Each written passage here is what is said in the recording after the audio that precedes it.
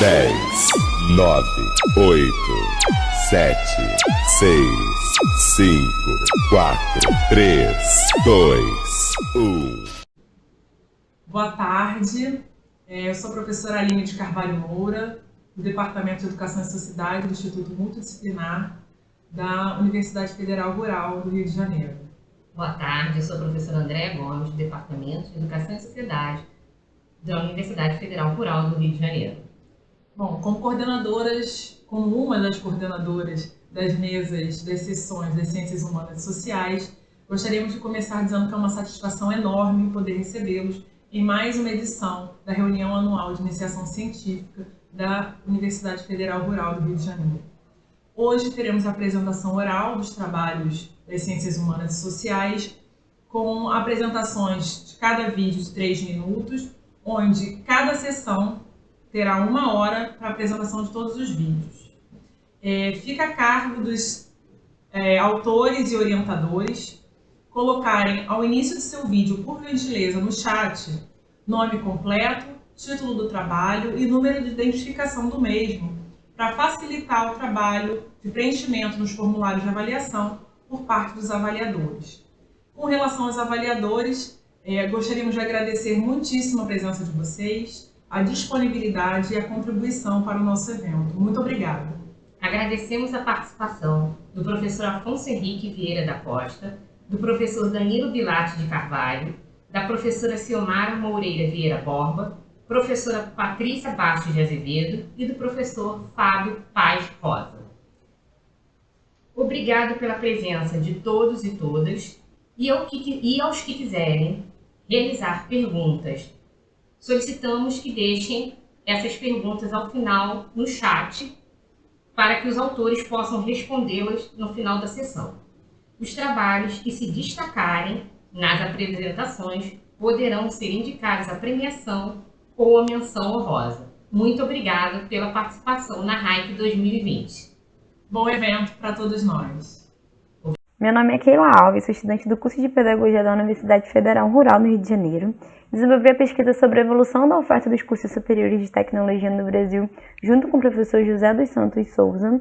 Essa pesquisa ela faz parte de um projeto intitulado Processos de Implantação e Tendências de Desenvolvimento dos Cursos Superiores de Tecnologia no Brasil, desenvolvido pelo Grupo de Pesquisas sobre Trabalho, Política e Sociedade. Na pesquisa, nós tratamos da criação e da expansão dos CSTs a partir da recomposição da classe burguesa diante da crise orgânica do capital. Essa crise ela se deu por conta do esgotamento do regime de acumulação taylorista-fordista no final da década de 60 e nesse contexto foram implementadas mudanças na política pública de formação humana, por conta do enxugamento da flexibilidade garantidos ao trabalho que exigiram a formação de um profissional mais flexível e suscetível às demandas do mercado de trabalho.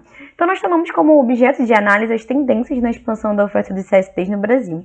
Os CSTs eles são cursos de graduação de curta duração que possuem a carga horária mínima de 1.600 a 2.400 horas e está inserido na categoria de cursos de nível superior da educação profissional e tecnológica.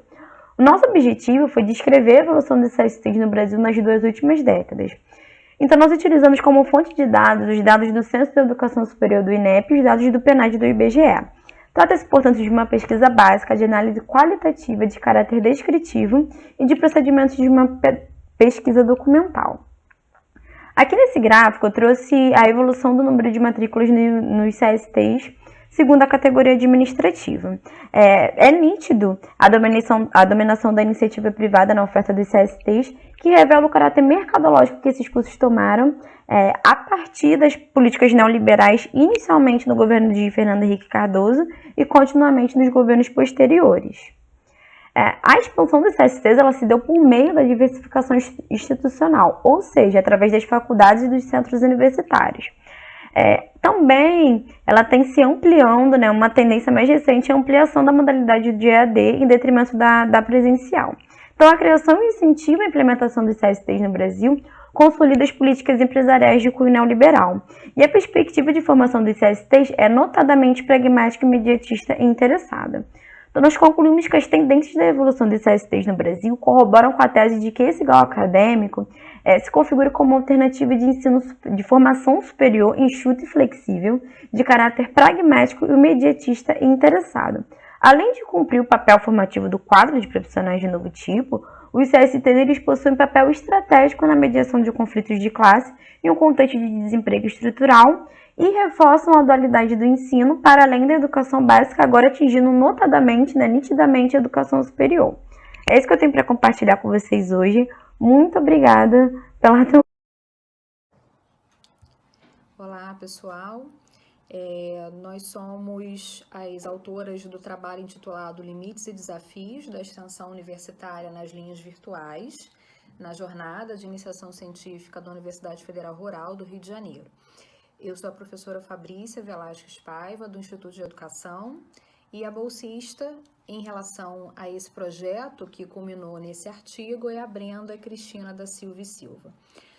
Nosso trabalho ele é um diálogo a partir de uma reflexão realizada como fruto de um projeto de extensão que continua em vigência na universidade e é um projeto que visa aproximar linguagem, literatura, educação e sociedade, procurando refletir sobre muitas expressões da questão social por meio de algumas obras narrativas literárias, e especificamente a literatura infanto-juvenil, porque a gente entende e defende, né, que essa arte, a literatura infanto-juvenil, ela seria um gênero literário como outro qualquer. Então, ela não é necessariamente um gênero para crianças, ela é também para crianças, mas ela é, sobretudo, um gênero artístico por meio do qual muitas mensagens e reflexões artísticas, estéticas sobre a realidade, com a realidade, podem se comunicar. Por serem textos mais curtos também, na sua dimensão discursivo-textual, eles nos viabilizam uma tomada de consciência ou uma interseção desses diálogos e pensamentos de maneira um pouco mais rápida e mais efetiva para o tempo de interação que a gente tem, né, com os nossos interlocutores. Sobretudo nesse momento da pandemia, em que o projeto ele se realizou desde 2020 totalmente de maneira online, né, por meio de algumas plataformas de interação sociais e remotamente. O projeto, então, né, e o recorte que a gente faz para esse trabalho é justamente pensar quais foram os limites e desafios, né, de um processo de contação de história, considerando que a contação de história ela requer uma interação grande, né, com muitas manifestações da linguagem, não só a linguagem oralizada, escrita, mas também a linguagem gestual, corporal. E que nesse momento pandêmico se deu justamente por meio de câmeras, né, dos nossos quadradinhos. Nós trabalhamos então com alguns referenciais, né, como o Bakhtin, o Barthes e o Celso Sisto, para poder fazer essa compreensão dessa manifestação artístico-cultural e social. E trabalhamos também ao longo do ano de 2020 e nesse ano de 2021 com obras que tragam reflexões sobre a sociedade também nesse momento pandêmico, como medo, morte, distanciamento, saudade, enfim. Então, as nossas conclusões é que justamente a gente tem podido... Olá, meu nome é Viviane de Souza Marins e estou aqui para apresentar o projeto financiado pelo CNPq, intitulado Licenciandos em Matemática, interagindo a partir do conteúdo de hábitos materiais curriculares educativos online, orientada pelo professor e doutor Marcelo Almeida Bairral. Este projeto possui 4 objetivos, porém, para esta apresentação, irei focar em somente um: identificar e analisar a contribuição do conteúdo das 3 abas interativas para o aprendizado de futuros professores de matemática. O que são os materiais curriculares educativos? Os MCEs são materiais criados não somente para contribuir para o aprendizado do discente, mas também para apoiar o docente enquanto o utiliza, ou seja, mais especificamente, a prática pedagógica do docente. Um exemplo de um MCO que foi utilizado com uma turma de licenciatura em matemática da Rural é o MCO Como Cortar o Bolo, explorando as regiões do círculo. Do lado esquerdo da tabela, eu coloquei uma síntese da ideia deste material e do lado direito como foi a aplicação com os licenciandos. Este material pertence ao grupo do GPT-100. Aqui eu reuni as respostas que achei mais interessantes dos licenciandos quanto à importância de saber sobre os MCOs, onde os licenciados concordam que é importante saber sobre MCO antes de se formar, porém, quando comentam sobre isso, eles falam do MCO como material secundário, que eles utilizariam caso a turma não estivesse compreendendo a matemática quando eles utilizassem um material tradicional. E quanto à diferença entre o MCO e os livros didáticos, os licenciados concordam que o MCO traz uma reflexão matemática maior, ou seja, quando o professor utiliza um MCO em sua turma, os alunos pensarão matematicamente naquela questão, farão suas respostas, modificarão elas e, no final, utilizando o pensamento matemático, encontrarão uma resposta. Os pontos observados por mim durante essas interações com os licenciados é que os licenciados normalmente concordam com as respostas dos anteriores e eles não possuem uma aba pré-definida favorita. Ou seja, o mesmo licenciando em diferentes MCOs pode escolher diferentes abas como a sua favorita. Isso porque eles normalmente escolhem a aba que possui mais informação sobre como foi aplicado esse MCO, qual que é a ideia desse MCO e quais assuntos matemáticos ele aborda. Obrigada a todos e que tenhamos um ótimo evento. Boa tarde. Hoje eu vou apresentar meu trabalho de iniciação científica, intitulado Interação no Virtual Math Team com GeoGebra em atividades sobre isometrias. A pesquisa foi financiada pelo CNPq e orientada pelo professor e doutor Marcelo Almeida Barra.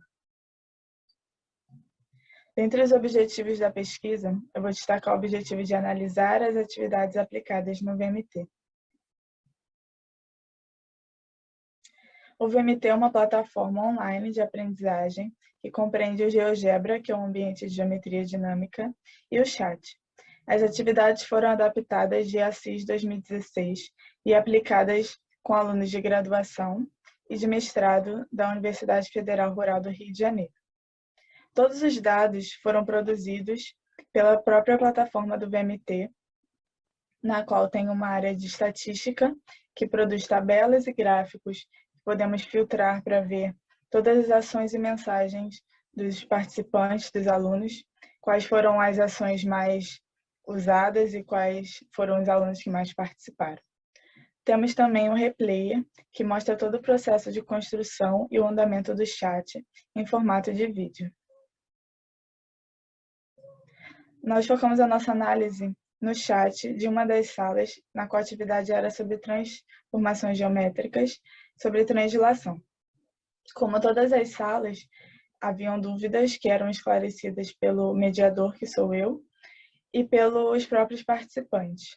No entanto, nessa atividade, que era sobre a translação por um vetor, que era o raio de uma circunferência, ao pedirmos que eles criassem hipóteses e colocassem elas em prova, mexendo nas figuras, eles observaram que a figura, o raio não ser fixo, mudava bastante a translação.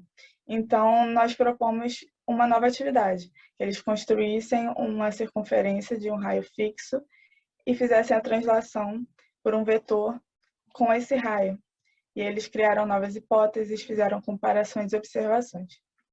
Por fim, nós podemos observar que esses ambientes de geometria dinâmica, esses ambientes virtuais, nós podemos mexer nas figuras, apagar e refazer, acrescentar, ver de diversos ângulos as formas geométricas, o que facilita a visualização e o entendimento dos alunos. E também é possível que eles criem hipóteses e tentem prová-las, mexendo nas figuras. É isso, obrigada a todos pela atenção e que tenhamos um bom evento. O nosso trabalho se chama Análise de Programas Educacionais para Alunos com Deficiência Múltipla em decorrência da Síndrome Congênita do Zika vírus. Me chamo Bruna Vieira e junto comigo as coautoras, professoras Sayonara Pucente e professora Márcia Denise Plete. Nossa pesquisa tem como parceiras as instituições UERJ, PUC-Rio, Fiocruz e o Instituto Fernandes Figueiredo. O objetivo da pesquisa é desenvolver estudos e ações intersetoriais entre educação, saúde e assistência social, na promoção da escolarização e do desenvolvimento de crianças com a múltipla deficiência em decorrência da síndrome congênita do Zika vírus, na Baixada Fluminense, região mais afetada no estado do Rio de Janeiro pela epidemia do Zika vírus ocorrida entre 2015 e 2016. Participaram do programa 50 profissionais de educação, professores de educação infantil, professores de atendimento educacional especializado, agentes de apoio à inclusão da área da saúde e da área da educação, orientadores educacionais e diretores de escola. Metodologia.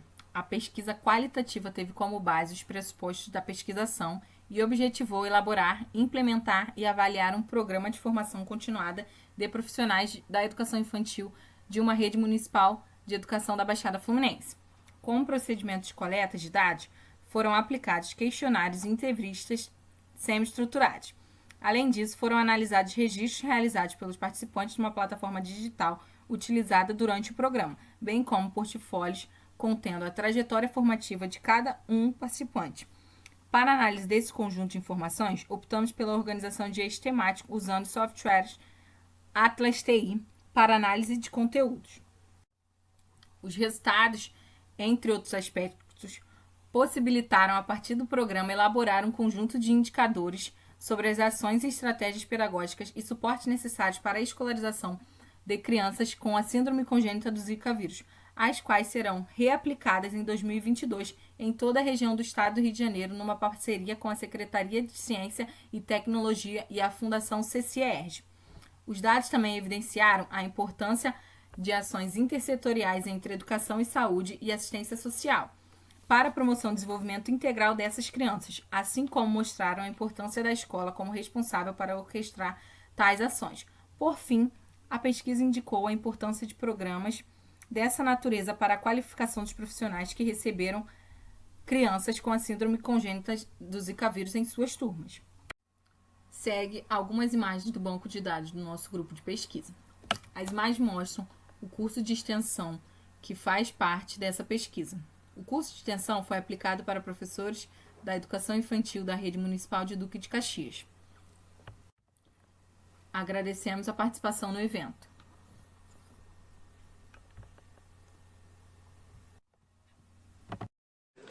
Olá, bem-vindo a todos. Eu sou a aluna Patrícia de Souza, do curso de Pedagogia da Rural do Instituto Multidisciplinar. Sou bolsista de iniciação científica há 2 anos.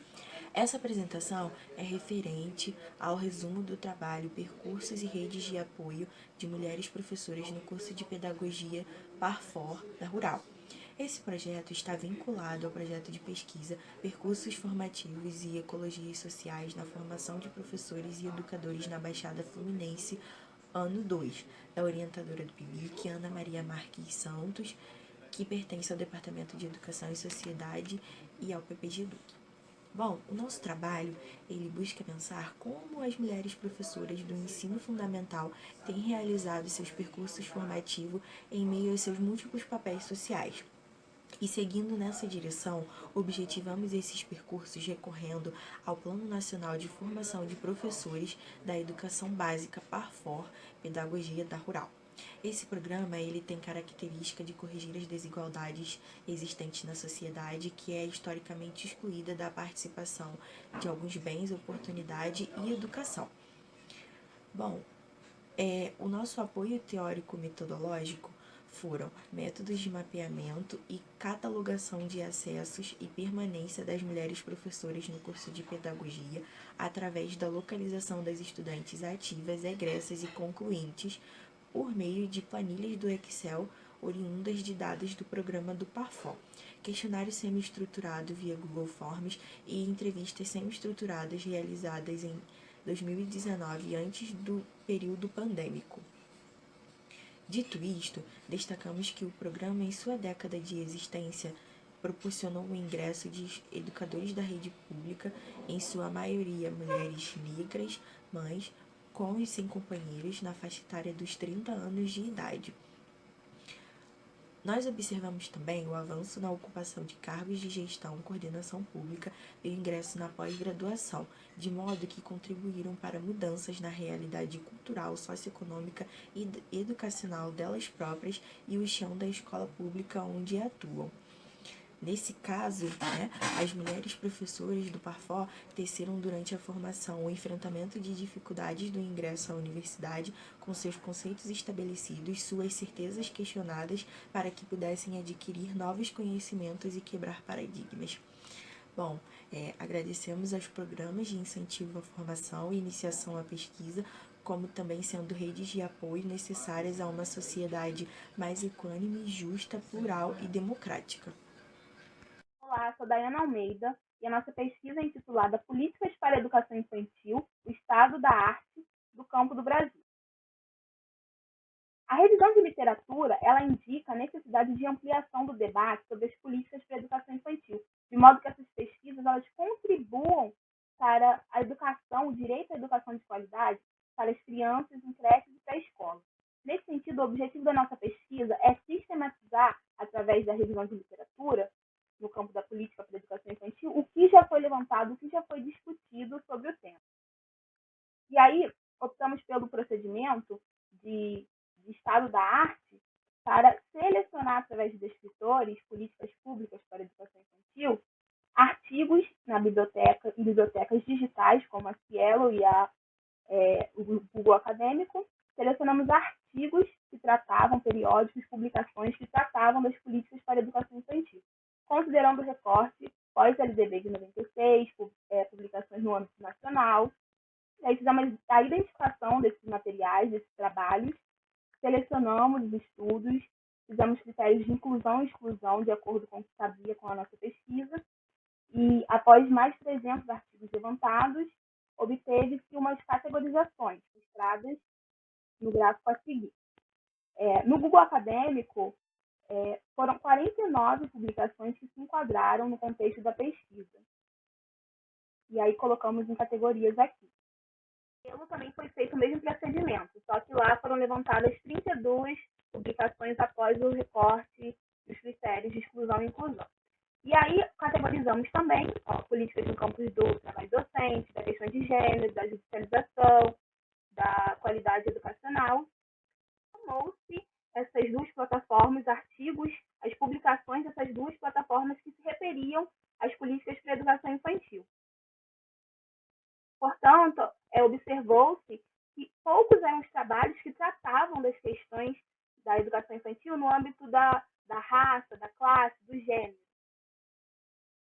E com isso, essa pesquisa ela abre caminho, ela sistematiza esses dados e expõe que esse é um campo pouco explorado ainda, por mais que se fale muito sobre políticas para a educação infantil, ainda precisamos debater, discutir mais essas políticas no âmbito da questão de classe, de gênero, questões políticas partidárias. E a nossa pesquisa ela expõe isso, ela deixa esse caminho para que novos pesquisadores adentrem no tema. Nossas referências, obrigada. Com vocês, me chamo Tatiana Martins Ramos, sou uma das integrantes do subprojeto PIB de alfabetização IEM, juntamente com a Escola Municipal Monteiro Lobato, situados no centro de Nova Iguaçu. Então, hoje eu vou estar apresentando para vocês um pouquinho do nosso tema que vamos submeter ao Hack Tech 2020. Então, o tema é alfabetização e letramento na Escola Municipal Monteiro Lobato em Nova Iguaçu, desafios na pandemia e pós-pandemia do Covid-19. Os autores são Tatiana Martins, no caso eu mesma, Júlia Carneiro, Érica Beatriz, Larissa Adriana, Ohana de Paula e o professor doutor Clésio dos Santos, que é o professor da nossa Universidade Rural. Bem, a nossa equipe do PIBID era composta por 8 bolsistas, 2 voluntários, uma supervisora, que é a professora Ângela Matos, da Escola Municipal Monteiro Lobato, e o professor Clésio dos Santos, da Rural, já comentado mais acima. Enfim, o nosso projeto da pesquisa procura analisar a discussão sobre a alfabetização e o letramento que o PIBID de alfabetização do IEM e o FRJ tem realizado na Escola Municipal Monteiro Lobato em pleno período de pandemia. Agora eu vou falar um pouco sobre nossos caminhos metodológicos frente aos desafios. Destacamos que o desafio devido à pandemia do Covid-19, com a impossibilidade de estar trabalhando presencialmente na Escola Municipal Monteiro Lobato, tivemos que nos reorganizar sobre as nossas estratégias a partir de atividades remotas. Sendo assim, efetivamos a leitura de textos que têm nos auxiliado a avançar em nossas atividades e o acompanhamento do nosso trabalho da nossa equipe, tem se efetivado principalmente por intermédio de reuniões semanais de planejamento, estudos e reflexões por meio da plataforma do Google Meet. O uso do portfólio reflexivo corrobora com a abordagem desenvolvida por Sá e Chaves entre 1998 e 2000 e a realização de seminários sobre os processos de alfabetização e letramento. Nossas considerações finais são os resultados que têm sido produtivos e a equipe que tem avançado no entendimento dos processos de alfabetização e de letramento como indissociáveis, porém com um novo desafio: como efetivar tais processos no período do final da pandemia e principalmente no pós-pandemia do Covid-19. Esse não é apenas um desafio do subprojeto PIBID, Alfabetização na Escola Municipal Monteiro Lobato, e sim de toda a educação, mas estaremos partilhando esse momento junto com a escola. Então, gente, por hoje é isso. Foi bem rápido, bem básico, um resumo sobre o nosso tema. E peço desculpas por não conseguir apresentar os slides, que não foram apresentados por falta de recursos. E peço desculpas também se demorei um pouco na minha fala por conta da minha saúde que está ruim. E eu tenho tido muita falta de ar. Bom, então é isso. Espero que vocês tenham gostado e principalmente entendido a proposta. Olá, sejam bem-vindos à Hike 2020. Eu sou Yasmin, de Novas Monteiro, sou orientanda da professora Patrícia Bastos de Azevedo. Nós fazemos parte do grupo Currículo, Cultura e Política e eu estou vindo apresentar o projeto Sacrifício da Formação Continuada, os Caminhos da Pedagogia, do Parfor UFRRJ. Na introdução, a gente fala sobre as correlações de poder e força nas práticas de letramento da licenciatura, o Parfor e a possibilidade de entrada de alunos professores na universidade, e mulheres negras, chefes de família e pesquisadoras. E a gente tenta relacionar esses assuntos, o que essas professoras estão pesquisando na universidade e quais caminhos elas percorrem durante a graduação para entrar nessa graduação e fazer essa formação continuada e todos os trajetos e sacrifícios que elas precisam fazer ao longo da graduação. Num primeiro momento, o projeto foi voltado para ouvir essas professoras e ver quais eram os sacrifícios que elas precisaram fazer, do que elas precisaram abdicar para chegar até o fim da graduação. E nesse segundo momento a gente observou sobre o que elas estavam pesquisando e quais eram as maiores dificuldades dela na hora de escrever o projeto final da apresentação do curso, né, o TCC. O objetivo da pesquisa foi analisar se a escrita dessas professoras e alunas remetem à manutenção das desigualdades estabelecidas nas práticas de trabalho e docência, ou se apontam para um pensamento e mudanças críticas para o espaço da educação brasileira. Se elas, durante a graduação, elas foram orientadas, de certa forma, a pensar criticamente sobre a educação que elas já vivenciavam, por serem já professoras da rede pública, e se elas tinham, durante a graduação, se elas tiveram de alguma forma, momentos para pensar criticamente sobre o que elas estavam fazendo e se elas conseguiam direcionar uma mudança no que já estava sendo feito. Como referencial teórico, eu utilizei o livro Ensinando a Transgredir, Educação como Prática de Liberdade, da Bell Hooks, Firmar a Posição como Professor, Afirmar a Profissão Docente, do Antônio Novoa, e Docência, Memória e Gênero, Estudos Alternativos sobre a Formação de Professor, da Belmira Bueno. O método, a gente utilizou a pesquisa monográfica, vimos quais eram os temas de pesquisa monográfica dessas alunas professoras, e teve um questionário e uma entrevista com esses professores e alunos, que foram os egressos de 2016, se não me engano. Resultados e discussão. Os indícios da pesquisa apontaram que a escolha do tema e da orientação estava entrelaçada com os aspectos emocionais, onde o principal elemento do vínculo com a orientação era subjetivo. Era mais voltado para se aquele professor ele tinha contato ou tinha conseguido se conectar com aquele aluno de alguma forma. Se ele era mais compreensivo, se ele abordava um tema que era de interesse do aluno, se ele tinha essa conexão que é subjetiva de cada aluno com o seu professor orientando. O outro aspecto que a gente considerou preocupante, apresentado ao longo da pesquisa, era o sofrimento de algumas práticas letradas geraram na formação do professor no espaço acadêmico, decorrente principalmente da ausência de momentos que o preparassem para a escrita monográfica ao longo do curso. Muitas alunas elas apresentaram dificuldade para conseguir seguir um modelo monográfico que requer Elas apresentaram dificuldade para escrever no modelo certinho, colocar em regras na norma BNT, e aí elas relataram que tiveram muita dificuldade nisso e que ao longo da graduação delas não tiveram momentos onde elas precisavam pensar e já organizar com antecedência sobre isso.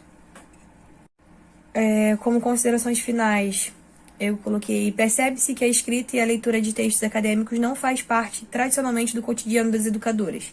Isso acaba gerando uma certa ansiedade no momento da escrita monográfica, pois que ela será avaliada não só pelo seu conteúdo, mas também quanto à sua forma. Isso não significa que as práticas letradas dominadas por essas educadoras possuam pouco valor formativo ou qualitativo, mas para assegurar a permanência da formação continuada é fundamental que essas alunas se apropriem dos eventos letrados legitimados pela universidade. E aí eu coloquei as referências que eu citei anteriormente. Obrigada. Conselheiros tutelares e o estresse no trabalho. Sou Michele Gomes Condé, bolsista PIBIC CNPq, discente do curso de Psicologia da Rural. O Conselho Tutelar é um dos dispositivos da rede que compõe o sistema de garantia dos direitos das crianças e adolescentes. Ainda, esta rede é composta por outros equipamentos que visam a promoção, o controle e a defesa dos direitos do público infanto-juvenil. O Conselho Tutelar é um órgão permanente, autônomo e não jurisdicional. O estresse é uma adaptação do organismo diante uma exposição prolongada a um agente estressor. Por agente estressor, compreende-se qualquer alteração física, psicológica ou comportamental. Ainda, o estresse está presente diariamente em nossas vidas, desde a execução de tarefas simples até aquelas mais complexas, podendo nos expor ao risco de várias doenças. A pesquisa fora qualitativa e de campo. Participaram do estudo 5 operadores de ambos os sexos do Conselho Tutelar do município de Seropédica, no Rio de Janeiro, com idade entre 38 e 61 anos. O instrumento utilizado foi um questionário aberto contendo 28 perguntas. Os procedimentos para a execução ocorreram através de uma visita ao equipamento, a explicação dos objetivos da pesquisa, assinatura do termo de consentimento livre e esclarecido e aplicação individual do questionário aos interessados. A análise dos dados se deu através da avaliação das respostas dadas a cada questão de forma individual e em seguida foi feita uma comparação com os demais participantes, se atentando no que as respostas se correspondiam ou divergiam entre si. Os resultados encontrados corroboraram com a pesquisa bibliográfica feita anteriormente. Com isso, como facilitadores do trabalho surgiu a equipe. Como dificultadores do trabalho, os conselheiros apontaram o mau funcionamento da rede, a falta de uma infraestrutura adequada para o atendimento, a falta de capacitação dos profissionais, entre outros. Como agravantes para o desenvolvimento do estresse, eles apontaram a carga horária excessiva, a remuneração insatisfatória, a insegurança durante a realização do trabalho, entre outros. As doenças ou mal-estar que surgiram em função do cargo, de acordo com os conselheiros tutelares, foi a insônia, a diabetes, o aumento do cansaço, o aparecimento ou agravamento da ansiedade. Com isso, com os resultados obtidos com essa pesquisa, concluímos que os profissionais do Conselho Tutelar no município de Seropédica, no Rio de Janeiro, no ano de 2019 apresentavam abalos na saúde física e emocional em decorrência do estresse associado ao seu serviço. Recomendamos, então, a criação de meios que pudessem facilitar a execução desse trabalho, devido à importância do equipamento. Propomos, então, algumas mudanças, como a criação de um novo dispositivo, o investimento na rede e a criação de um aparelho que pudesse atender às demandas emocionais do profissional.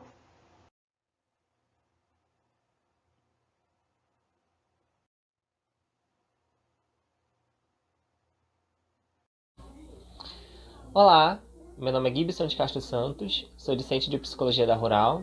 Estou aqui para apresentar o projeto de iniciação científica Estudos brasileiros sobre o transtorno do espectro autista, uma revisão sistemática. Esse projeto foi orientado pela docente de psicologia Emily Hara Pires. O número de identificação do projeto é PVE 846-2019, área temática Ciências Humanas e Psicologia. Segundo o Manual Diagnóstico e Estatístico de Transtornos Mentais, o DSM-5, publicado em 2013, o autismo é classificado como um transtorno do neurodesenvolvimento, sendo suas principais características perceptíveis nos primeiros anos da infância. Seus sintomas são atraso na linguagem, comportamentos estereotipados e repetitivos e dificuldades na interação social. Outros sinais também podem ser perceptíveis, tais como a hiper- ou hipossensibilidade sensorial e a presença de preferências ou gostos não usuais ou atípicos. O objetivo principal da revisão sistemática foi fazer um levantamento bibliográfico sobre o que a comunidade científica brasileira vem pesquisando sobre autismo nos últimos 5 anos, entre 2015 a 2020. A plataforma utilizada para a pesquisa foi o catálogo de teses e dissertações disponibilizado pela CAPES, a partir dos seguintes descritores: transtorno do espectro autista, ou autismo, ou transtorno invasivo do desenvolvimento. A metodologia PRISMA, do artigo de Galvão e colaboradores de 2015, foi aplicada na produção dessa pesquisa, assim como também foi delimitado outros critérios de inclusão e exclusão. Ao total, 817 textos foram selecionados, e após o processo de análise, 19 deles foram aceitos. Diferentes propostas de trabalho foram vistas nesses estudos. 9 deles eram orientados pela análise do comportamento aplicada, 7 deles investigavam aspectos do desenvolvimento humano relacionando a crianças com autismo, 2 deles buscavam evidências de validade de 2 instrumentos, sendo estes a escala Demuca e a escala MCHAT, e por fim, um deles tinha como objetivo analisar a interação social de crianças com autismo utilizando recursos virtuais. Das problematizações levantadas na revisão sistemática, a compreensão do autismo enquanto espectro trouxe reflexões significativas. Ao mesmo tempo que esse ideal traz uma diversidade e um dinamismo maior sobre o transtorno, ao mesmo tempo isso pode também interferir no processo de diagnóstico feito por profissionais. Além disso, pelo transtorno do espectro autista apresentar características etiológicas multifacetadas, tanto genéticas quanto ambientais, as contribuições recentes ainda não podem ser vistas como determinantes para o surgimento do transtorno. E o interesse de 2 pesquisas em investigar a validade de 2 instrumentos mostra a necessidade de ter instrumentos válidos e fidedignos para o território brasileiro. Ainda que as obras tenham apresentado áreas de pesquisas relevantes, é essencial que novos estudos sejam desenvolvidos, a modo que a compreensão sobre o autismo se torne cada vez mais complexa. Meu nome é Caroline Curti, eu sou discente do curso de Psicologia da UFRRJ e essa apresentação para a REIC de 2020 com o seguinte tema: os encaminhamentos das escolas de crianças com queixa escolar para dispositivos em saúde mental, o que dizem os educadores. Os objetivos dessa pesquisa foram identificar, através da análise das entrevistas realizadas nas escolas, como são feitos os encaminhamentos de crianças e adolescentes para os dispositivos de saúde e de saúde mental com queixa escolar, analisar o discurso sobre a dificuldade de aprendizagem no contexto escolar e os encaminhamentos dados a esses casos nas escolas. Também foi realizado um trabalho de agrupamento, classificação e correlação dos dados obtidos pelas entrevistas com as referências sobre o tema. A hipótese da qual partimos é de que a queixa escolar representa ainda hoje uma porção significativa de encaminhamentos feitos para os atendimentos de crianças e adolescentes na área da saúde mental. A psicologia escolar educacional crítica desenvolveu uma série de estudos que indicam a importância de incluir uma análise da instituição escolar nas avaliações das queixas escolares e foi sob essa premissa a qual o trabalho deu à luz. As perguntas norteadoras sobre essas entrevistas eram sobre como os educadores realizam tais encaminhamentos, que concepções sobre as dificuldades de aprendizagem fundamentam esses encaminhamentos feitos pelos educadores e qual fora o tratamento ofertado nos dispositivos de saúde mental. Para tanto, foram entrevistados 34 profissionais de educação, dentre professores e coordenadores educacionais de uma escola pública do município de Paracambi. A entrevista visa obter referências sobre os encaminhamentos de crianças e adolescentes feitos pela escola para a rede de saúde do município, sobre a identificação dos problemas de aprendizagem em sala de aula, sobre a relação entre saúde e aprendizagem, sobre as causas do não aprender e dos problemas de comportamento de crianças e adolescentes. Os dados recolhidos no campo foram tratados qualitativamente a partir de uma análise temática para descobrir o núcleo do sentido que compõe a fala dos educadores e que possam possibilitar interpretações e interrelações com o quadro teórico apresentado. A respeito da análise dos resultados e discussões, quanto às entrevistas realizadas, destaca-se o fato da identificação das dificuldades de aprendizado se dá através da avaliação dos educadores que estão em contato com os alunos no cotidiano escolar. Os discursos dos educadores apontam para uma normatização de comportamentos e desembocam em análises pouco fundamentadas sobre o processo de aprendizagem e os obstáculos enfrentados nesse processo. Os educadores sentem-se despreparados diante dos problemas de aprendizagem e do possível fracasso escolar. Algumas justificativas para tal despreparo para os educadores devem-se ou pela falta de informação em sua formação ou pela falta de articulação da equipe pedagógica da instituição, setor sobre o qual recaem as expectativas dos educadores de resolução dos problemas encontrados em sala de aula. O discurso dominante tende a responsabilizar os alunos pelo fracasso escolar e suas justificativas encontram junto ao discurso médico um respaldo técnico que, por sua vez, oferece soluções medicamentosas para os problemas. A ausência de um questionamento a respeito do funcionamento institucional ou das práticas didáticas propostas no cotidiano foi identificado neste trabalho.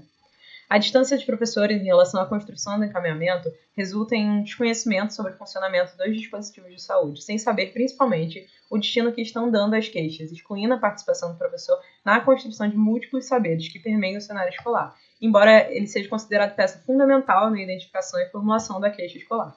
Ademais, o estudo aponta para a necessidade de promover ações conjuntas entre as redes da educação e da saúde do município, propostas que permitam um trabalho institucional para o tratamento das queixas escolares, que incluam a instrumentalização de professores para o encaminhamento das queixas. Sou Rosiane da Conceição Vieira Caldas e irei falar sobre as influências da espiritualidade e religiosidade na adesão aos tratamentos, conforme percepções e experiências de profissionais de saúde. O conceito de espiritualidade refere-se à dimensão pessoal que se relaciona com o ser transcendental, enquanto a religiosidade ela engloba a expressão da espiritualidade do sujeito. Estudos na área demonstram que esses temas eles são frequentes nos atendimentos em contexto de tratamento de doença, bem como estão ligados a uma melhor saúde física e mental dos indivíduos. O modelo de coping religioso espiritual nos possibilita investigar a conexão entre a saúde do indivíduo e o modo como ele enfrenta estressores. Portanto, ele é um processo que o sujeito ele vai se utilizar de um conjunto de estratégias baseadas em recursos religiosos, espirituais e da fé para lidar com esses estressores, podendo ser caracterizados como positivo ou negativo. A adesão ela é definida como o grau em que a atitude e o comportamento do sujeito condiz com as orientações dos profissionais de saúde. O estudo, então, ele tem o objetivo de investigar a relação entre a religiosidade, espiritualidade e a adesão aos tratamentos, de acordo com a percepção dos profissionais de saúde. Bem, participaram do estudo 26 profissionais atuantes em um hospital público do estado do Rio de Janeiro e foram realizadas entrevistas semi-estruturadas com base em um roteiro com questões agrupadas em 5 eixos temáticos. E para esta pesquisa em especial, nós utilizamos o eixo temático de percepções sobre a relação entre religiosidade e saúde. Os recortes das entrevistas, eles então foram selecionados e analisados e posteriormente agrupados a partir da sua convergência de conteúdo e do que nos permitiu a elaboração de categorias e a comparação delas com os estilos de coping propostos por Pargamont. Nos resultados, encontramos as respostas religiosas espirituais com efeito potencialmente positivo sobre a adesão e desenvolvemos 4 categorias, entre elas o reforço ao autocuidado e, então, comparadas com os estilos de coping propostos por Pargamont. Também encontramos com a religiosidade e espiritualidade com efeitos potencialmente negativos na adesão, a qual desenvolvemos 4 categorias, entre elas a percepção de culpa, e correlacionamos com os estilos de coping religioso espiritual. Bem, então, a partir disso nós podemos observar que os modos de compreender e lidar com o adoecimento a partir de primas religiosas e espirituais, ele mostrou-se diversificado e com reflexo sobre a adesão, atuando sim como fatores que podem tanto favorecer o segmento dessas prescrições, como também pode colaborar com efeito negativo para o abandono total ou parcial dos tratamentos. Com efeitos positivos, nós encontramos, então, fortalecimento de comportamentos congruentes com o plano terapêutico, um maior engajamento ao tratamento, aumento da motivação para seguir orientações de saúde e confiança nos resultados terapêuticos, e efeitos negativos, encontramos o abandono total ou parcial do tratamento, recusa em fazer novos exames, agravamento do caso clínico, baixa motivação para o tratamento e uma não responsabilização pelo tratamento. Então, conclui-se que a religiosidade e espiritualidade ela apresentou um papel influenciador no processo de adesão, que se torna, então, importante que a gente compreenda a relação entre a religiosidade, a espiritualidade e o processo de adesão, para que, então, seja fortalecida uma influência de forma positiva nesse processo e enfraquecida a influência negativa na adesão. E estudos como este têm o potencial, então, de ajudar a compreender a relação entre a religiosidade, a espiritualidade e os processos de saúde e doença, e oferecendo subsídios para uma ação desses profissionais que considerem questões dessa natureza em seus atendimentos. Essas foram as referências bibliográficas utilizadas e muito obrigada a todos. Bom dia, meu nome é Maria Alice Ribeiro e hoje eu vou apresentar o trabalho Prevenção à Violência Infantil utilizando o programa ACT. A violência contra crianças e adolescentes é uma violação de direitos desses sujeitos. ela também é considerada um fator de risco, já que pode gerar diversas psicopatologias, como transtorno de estresse pós-traumático, ansiedade, depressão, transtornos de aprendizado e de personalidade. Esse problema de saúde pública precisa ser combatido pelo Estado, sociedade e família. Os estudos sobre essa problemática são extremamente importantes, visto que eles subsidiam ações de cunho preventivo e interventivo. A prevenção à violência ela é considerada uma forma eficaz de enfrentamento a essa problemática. E esse trabalho propõe-se a investigar, a partir do método de revisão integrativa da literatura, propostas de psicoeducação para cuidadores na área de prevenção à violência infantil com a utilização do programa ACT.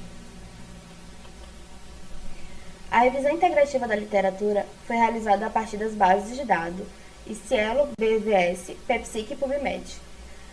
Desta análise foram selecionados 9 artigos para avaliação e discussão.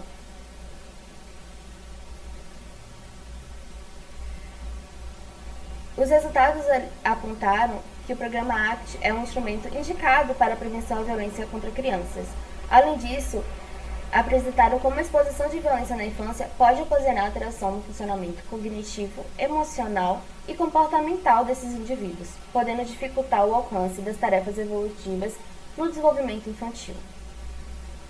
Além disso, os resultados apontaram a necessidade de enfrentamento de caráter coletivo, com estratégias de proteção e promoção de qualidade de vida, atendendo os princípios de atenção, assistência e direitos dessa população. Um ambiente suficientemente bom ao entorno dessa criança pode gerar o atendimento dessas necessidades emocionais básicas, favorecendo a proteção integral ao desenvolvimento e prevenção à violência. Além disso, abordam que as ações de saúde públicas voltadas à infância, mas dirigidas aos adultos responsáveis pela proteção e cuidado, garantem a eficácia e o impacto da ação e intervenção. Dessa maneira, programas psicoeducativos como o ACT, que enfatizam o envolvimento de cuidadores, escolas, comunidades, são capazes de contribuir para o desenvolvimento de habilidades pró-sociais e para a educação de quem cuida. Por fim, as discussões feitas buscam informações sobre a necessidade de ensinar os responsáveis pelo cuidado sobre as consequências geradas pela violência e como educar uma criança em um ambiente seguro. O artigo foi publicado na revista Mosaico em abril de 2021. Muito obrigada por assistir e seguem as referências bibliográficas. Bom dia e boa tarde a todos. Meu nome é Júlia Marques de Alvarenga e o título do meu trabalho é Relações Étnicas e Identidade Territorial. Bom, o nosso estudo ele parte da teoria das representações sociais para compreender os fenômenos sociais. As representações sociais são um conhecimento socialmente elaborado e partilhado que nos ajudam a construir uma realidade comum. Nós somos seres sociais e não agimos apenas a partir do individual, mas também a partir desse social. E existem os grupos que são iguais a mim e os grupos que são diferentes de mim. Então, os nossos comportamentos e os sentidos que a gente atribui, eles são baseados nas representações sociais e também nos estereótipos, que são dispositivos que nos auxiliam a dar sentido, a dar ordem ao mundo ao nosso redor. O medo do que é diferente, do que não é igual a mim, muitas vezes origina o preconceito, que possui diversas dimensões significativas, e que é um elemento que alimenta algumas cargas negativas direcionadas a grupos específicos. Bom, o nosso objetivo foi, então, de identificar a aceitação ou exclusão de alguns grupos sociais. O método utilizado foi um estudo qualitativo através de questionários que foram respondidos pelos próprios participantes. Foram aplicados 50 questionários, mas em apenas 30 deles nós tivemos respostas para nossa análise. E nas perguntas, possibilitavam que os participantes pudessem graduar seus pensamentos e seus sentimentos em relação a alguns grupos específicos. Bom, os resultados apontaram que as características ser negro e ser pobre, né, modificavam e criavam diferenciações negativas em relação a contato, né, ao convívio e proximidade, né, em perguntas como aceitar casar com, aceitar trabalhar com, tá? E além disso, né, as representações apontaram também para menor respeito e confiança em relacionado às pessoas negras, além de maior incidência de sentimentos como raiva e pena. Bom, a pesquisa atravessou algumas dificuldades com questões normativas da sociedade, né, em relação à censura, medo do que poderia ser falado, considerando algumas questões valorativas e normativas da sociedade, e ainda assim os resultados apontaram para o preconceito direcionados a 2 grupos específicos, negros e pobres. Bom, essas são as referências, né, do nosso trabalho. Muito obrigada pela atenção.